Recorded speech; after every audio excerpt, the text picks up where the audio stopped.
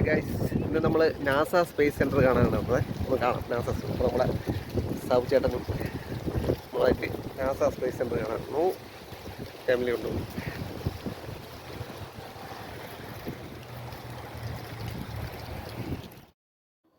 അപ്പോൾ NASA space സെൻറ്ററിൻ്റെ എൻട്രിയാണ്. അപ്പോൾ എൻട്രിയിൽ ഞങ്ങളിപ്പോൾ ഇങ്ങനെ നടന്നുകൊണ്ടിരിക്കുകയാണ്.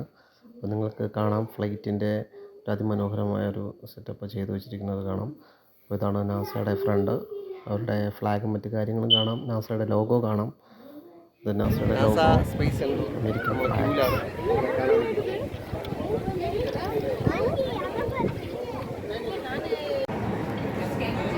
നാസ സ്പേസ് സെൻറ്ററിനകത്തോട്ട് കയറാൻ പോവേണം. ഒന്ന് കാണാം.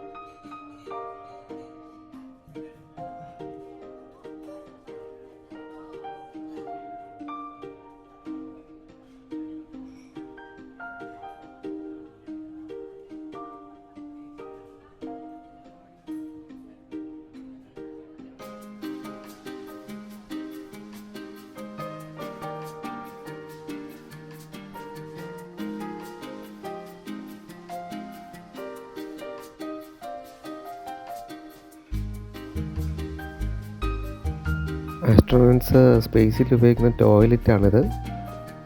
ഇതവരുടെ സ്ലീപ്പിംഗ് സ്റ്റേഷനാണ്. ഇവിടെയാണ് അവർ ഉറങ്ങുന്നത്. ഇവിടെ അവർ ഉറങ്ങുകയും വർക്ക് ചെയ്യും. പിന്നെ അതുമാത്രമല്ല അവരുടെ ബ്യൂട്ടീഷ്യൻ മറ്റ് കാര്യങ്ങളൊക്കെ ചെയ്യാനുള്ള എക്യുപ്മെൻറ്റ്സും ചീപ്പും എല്ലാം അവിടെ ഉണ്ട്, കാണാവുന്നതാണ്. ഇത് അവരുടെ ജിമ്മാണ്. ഫിസിക്കലി അവർ സ്ട്രെങ്തായി ഇരിക്കാൻ വേണ്ടി അവരവിടെ ഉപയോഗിക്കുന്ന ജിമ്മിൻ്റെ മെഷീനാണിത്.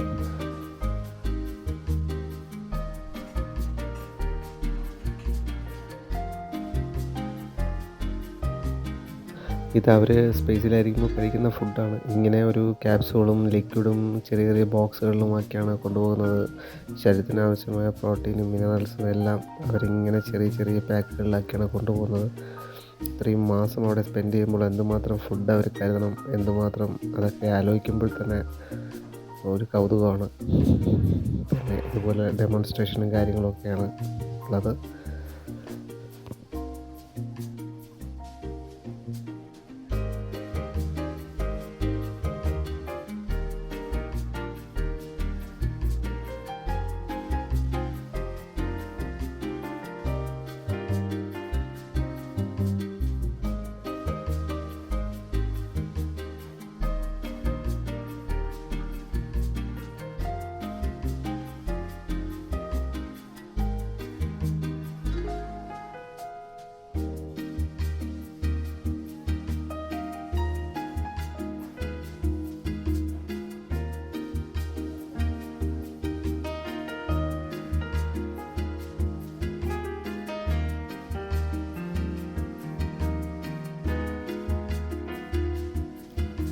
സ്പേസിൽ പോയവരുടെ ഫോട്ടോസാണ് ഫ്രെയിം ചെയ്ത് അവർ വെച്ചേക്കുന്നത്. അപ്പോൾ അതിൽ നമ്മുടെ ഇന്ത്യക്കാരുമുണ്ട്. അപ്പോൾ ഇന്ത്യ കൽപ്പന ചൗളയാണ് ഇത് കാണുന്നത്. ഇവിടെ കൽപ്പന ചൗളയും ടീമും അവരടങ്ങിയ ടീം അന്ന് സ്പേസിൽ പോയതിൻ്റെ ഫോട്ടോസുണ്ട് അവിടെ. ഇന്ത്യക്കാരുടെ അഭിമാനം കാത്തു സൂക്ഷിക്കാൻ എന്നും ഇതുപോലുള്ള ആൾക്കാർ നമുക്ക് പ്രയോജനമാണ്. അതുപോലെ ഇപ്പോൾ നമ്മുടെ സുനിത വില്യംസിൻ്റെ ഫോട്ടോയും അവിടെയുണ്ട്. ഇതാണ് സുനിത വില്യംസിൻ്റെ ഫോട്ടോ.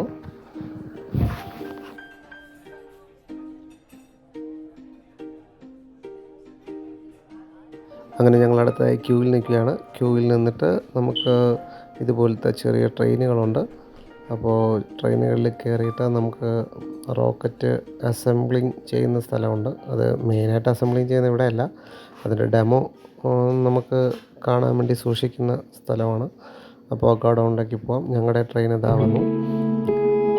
ഇതിലാണ് പോകുന്നത്. ഞങ്ങൾ കയറി പോവുകയാണ്. അങ്ങനെ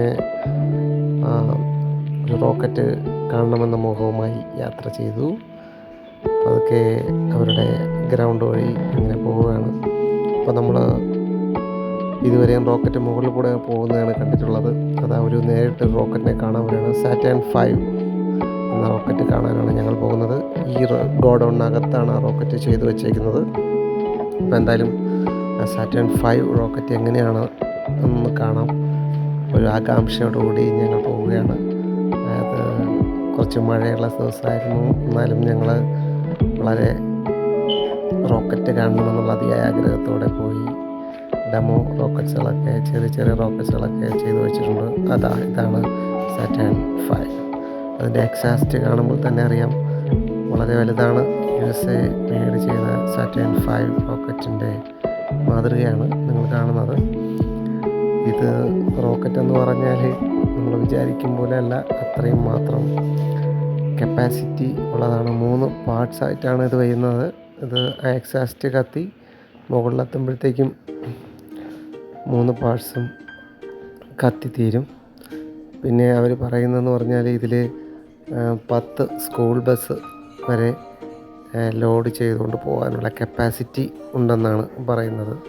അത്രയും വലിപ്പമാണ് ഈ റോക്കറ്റിന്. നിങ്ങൾക്ക് കാണാം ഗോഡൗണിനകത്ത് മൊത്തമായിട്ട് ഇങ്ങനെ നിറഞ്ഞു നിൽക്കുവാണ് റോക്കറ്റ്. അതൊക്കെ കണ്ടപ്പോൾ സത്യം പറഞ്ഞാൽ ഞെട്ടിപ്പോയി. അത്രയും അതിമനോഹരമായാണ് അവർ ചെയ്തിരിക്കുന്നത്. അതിൻ്റെ സർക്യൂട്ടുകളും കാര്യങ്ങളൊക്കെ കണ്ടപ്പോൾ സത്യം പറഞ്ഞാൽ ഒരു ആശ്ചര്യമായിരുന്നു. പിന്നെ അപ്പോളോ 17 വരെയുള്ള എല്ലാത്തിൻ്റെ പിക്ചേഴ്സും കാര്യങ്ങളും ഡെമോസും എല്ലാം അവിടെ കൊടുത്തിട്ടുണ്ട്. അപ്പോൾ അതൊക്കെ ഞങ്ങളിങ്ങനെ കണ്ടു. അപ്പോൾ സാറ്റേൺ 5 റോക്കറ്റൊക്കെ കണ്ട് ഞങ്ങൾ തിരിച്ച് പോവുകയാണ്. അപ്പോൾ തിരിച്ചിനി നമ്മൾ കാണാൻ പോകുന്നത് ഷട്ടിൽ കാരിയർ എയർക്രാഫ്റ്റ് കാണാനാണ് പോകുന്നത്. ഇതാണ് ഷട്ടിൽ കാരിയർ എയർക്രാഫ്റ്റ്. ഇതിൻ്റെ ബോട്ടം വ്യൂ ആണ് നിങ്ങൾ കാണുന്നത്. ഇതിൻ്റെ ടയേഴ്സാണ്. ഇതതിൻ്റെ ഫ്രണ്ട് വ്യൂ ആണ് നിങ്ങൾ കാണുന്നത്. ഇതതിൻ്റെ ടോപ്പ് വ്യൂ ആണ്. ഇനി നമുക്ക് ഇൻറ്റേർണലായിട്ട് കണ്ടു കഴിഞ്ഞാൽ അതിൻ്റെ എൻജിൻ, അതിൻ്റെ പൈലറ്റ് ഇരിക്കുന്ന സ്ഥലമാണിത്. എൻ്റെ ഫ്രണ്ട് അതിനെ കുറച്ച് ഡെമോൺസ്ട്രേഷൻ കാര്യങ്ങളൊക്കെ അകത്തുണ്ട്. അതിൻ്റെ വീഡിയോസ്, കുറച്ച് പിക്ചേഴ്സൊക്കെ അതിനകത്ത് ചെയ്തിട്ടുണ്ട്. അത് കാണാനും അത് പഠിക്കുവാനും വേണ്ടിയാണ്, കുറച്ച് കാര്യങ്ങൾ അറിയുവാനും വേണ്ടി അവർ കുറേ ഡെമോസൊക്കെ അവിടെ കൊടുത്തിട്ടുണ്ട്. അപ്പോൾ അതൊക്കെ നിങ്ങൾക്ക് കാണാവുന്നതാണ്.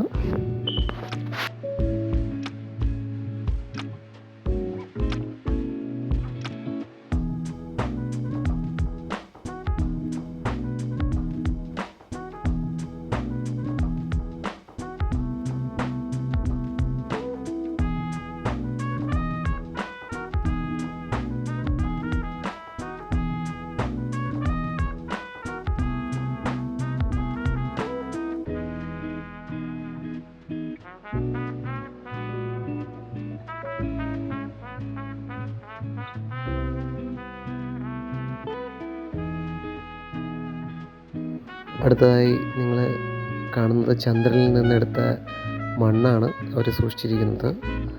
ഇത് കവറിലാക്കി സൂക്ഷിച്ചിരിക്കുകയാണ്. അപ്പോൾ ഇതൊക്കെ ചന്ദ്രനിൽ നിന്നെടുത്ത സാധനങ്ങളാണ്. ലെഡും മറ്റു കാര്യങ്ങളൊക്കെയാണ്.